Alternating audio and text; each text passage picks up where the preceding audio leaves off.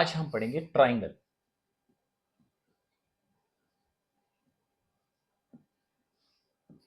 तो ट्राइंगल क्या होते हैं?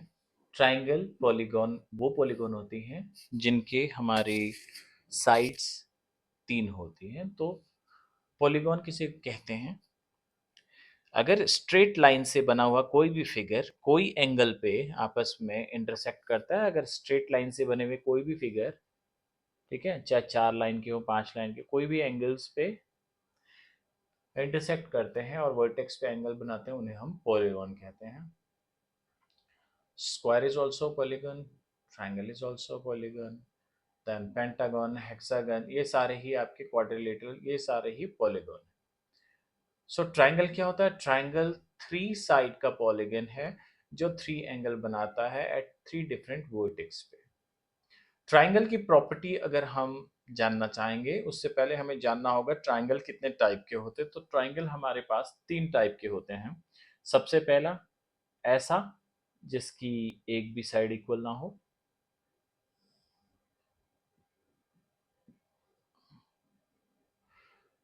इनको बोलते हैं scale and triangle. Scale and triangle, alright. Scale and triangle की प्रॉपर्टी क्या होती है कि उनके कोई भी साइड इक्वल नहीं होती हैं आपस में। और दूसरे टाइप का होता है आइसोस्केल्स। एक ट्राइंगल ये होते हैं जिनकी 2 साइड बराबर होती है, ये बराबर होगी, ये बराबर नहीं होगी। और तीसरा होगा इक्विलेटरल, इनकी तीनों साइड बराबर होगी। ओके, सो इनको बोलते हैं आइसो स्केल्स और इनको बोलते हैं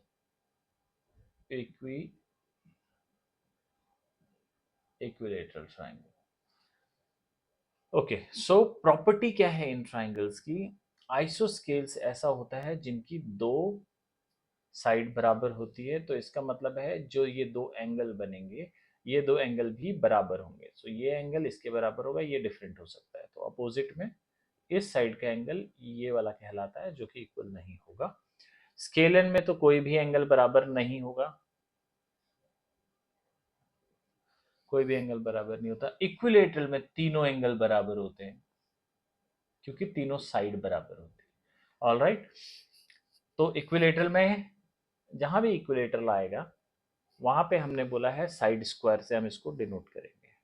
सो इक्विलेटरल, सबसे पहले इक्विलेटरल को लेंगे, इजी है। सो इक्विलेटरल में क्या होती है? सारी साइड बराबर होती है। तो एरिया क्या होगा इक्विलेटरल का? एरिया। ऑलराइट, तो इसको एक फॉर्मूले से निकाला जा सकता है।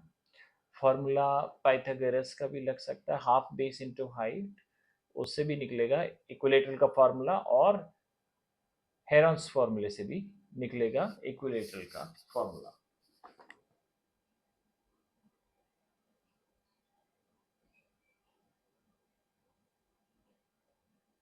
तो सबसे पहले हम देखेंगे हेरॉन्स फार्मूला क्या होता है।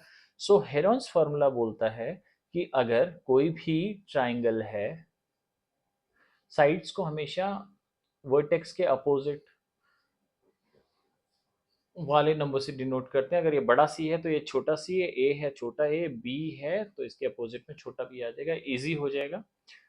अगर स्केल एंड ट्राइंगल है तो उसका एरिया क्या होगा? स्केल एंड ट्राइंगल का area under root s, s minus a, s minus b, s minus c. All right, इसको याद रखेंगे। और एस यहाँ पे क्या है? Half the perimeter of triangle a plus b plus c का हाफ। पेरीमीटर किसे है? ये तीनों पेरीमीटर हैं। सो पेरीमीटर, ये तो एरिया निकल जाएगा, ये एरिया का फॉर्मूला है। पेरीमीटर का फॉर्मूला है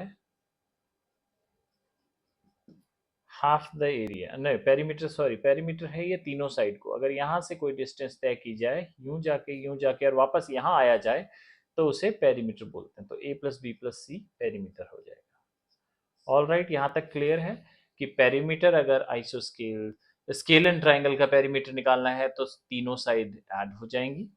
यहाँ से ये साइड ऐड, ये साइड ऐड और ये साइड ऐड।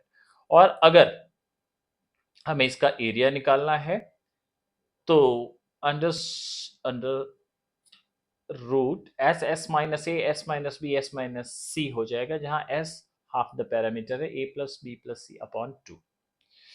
ऑलराइट, सो ये है स्केलर। आइसोस्केल्स के अगेन दो फॉर्मूले हैं, क्योंकि यहाँ पे 90 डिग्री भी बनता है ना, अगर इसको परपेंडिकुलर खींचे जाए तो यहाँ 90 डिग्री बनता है, तो हाफ बेस इंटू हाइट से भी इसका एरिया निकल जाएगा। एरिया क्या है? हाफ बेस इंटू हाइट, और हाइट आपको पता ही है, पाइथागोरस थ्योरम से निकल जाएगी।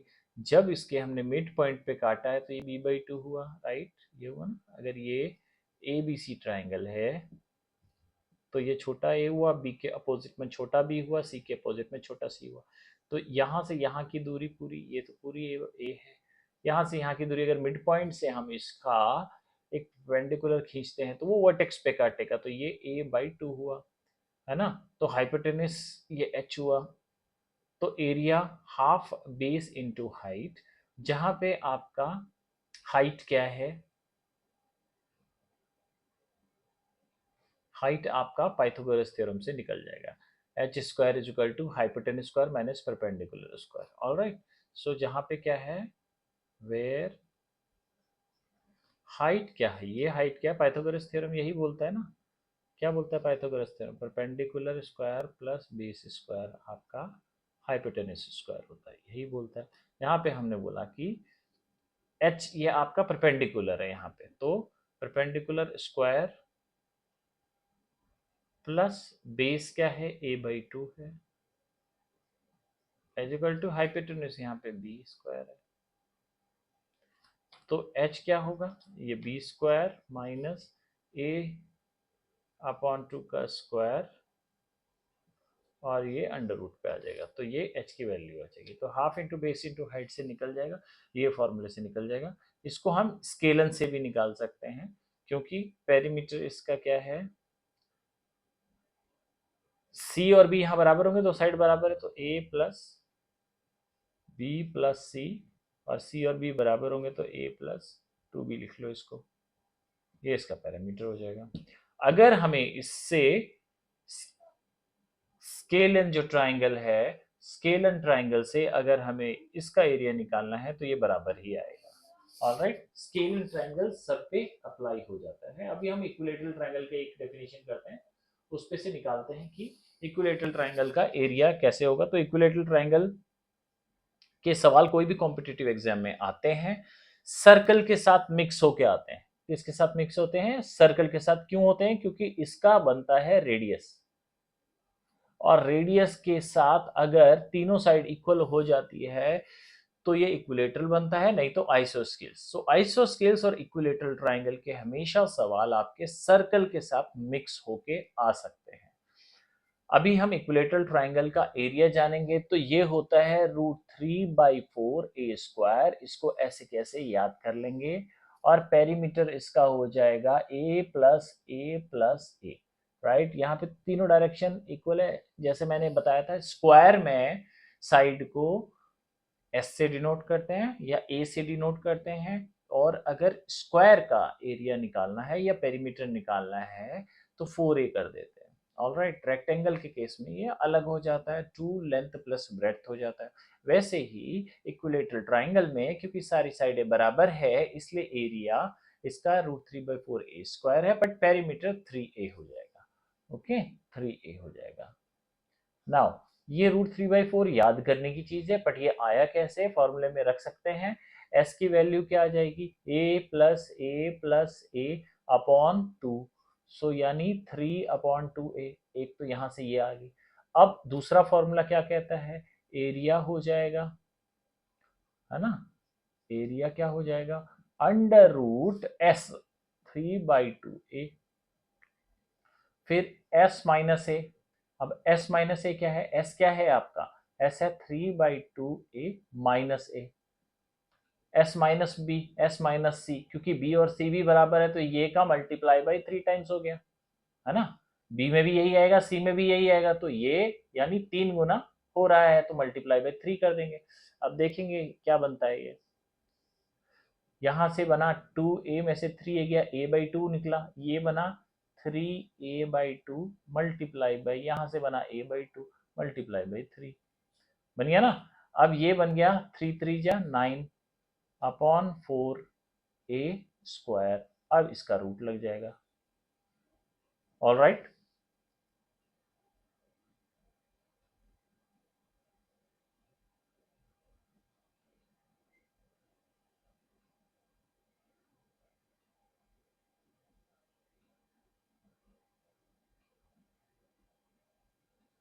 नहीं नहीं, ये मल्टीप्लाई बाई 3 नहीं होगा, ये होगा 3 टाइम्स,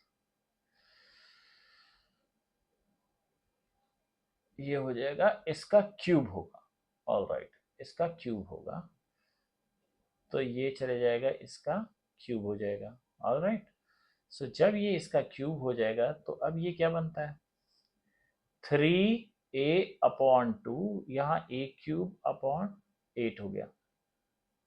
अब देखेंगे a 4 टाइम आया, ये 16 हुआ, ये √3, 16 का 4 बाहर निकल गया, और a 4 टाइम आया तो a² बाहर निकल गया। आ गया एरिया। सो एरिया हुआ √3/4 a²।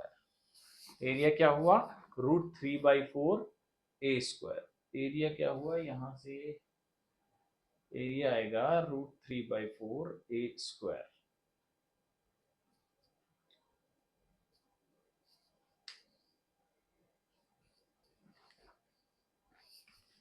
ये यहां से निकाल लेंगे, यहां से ये पूरा आ नहीं रहा है बोर्ड पे, तो अपन देखते हैं।